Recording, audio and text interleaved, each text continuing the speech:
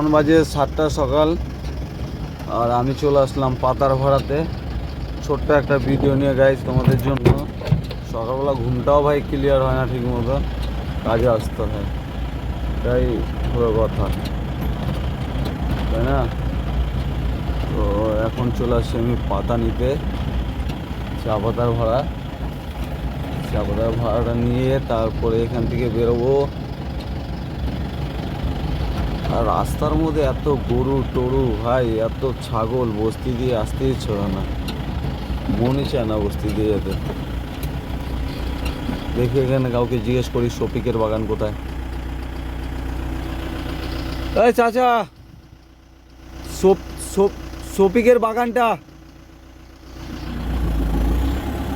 কাকুটা বলে দিল যে এদিকে আছে বাগানটা, এই সাইডটা দেখাই দিল। আর দেখতেই পাচ্ছ নদীর পাশেই সুন্দর আর জায়গা, এরকম রাস্তা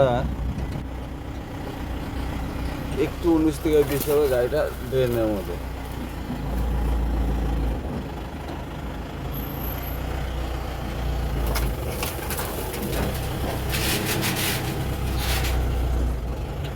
গাড়ি যাওয়ার রাস্তা, ইচ্ছাই করতেছি না এদিক থেকে গাড়ি চলে নিয়ে যায়।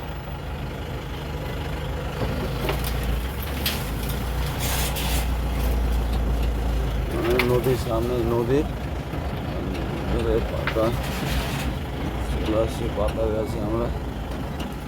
তো পাতা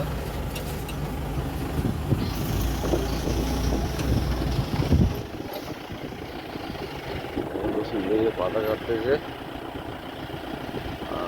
আর সুন্দর একটা নদী, নদীটা দেখে বেশ ভালোই লাগলো, মনটা খুশি হয়ে গেলাম। নদীর সামনে এরকম থাকলে আমার ভালো লাগে। হাওয়া আসছে, সুন্দর মিষ্টি হাওয়া।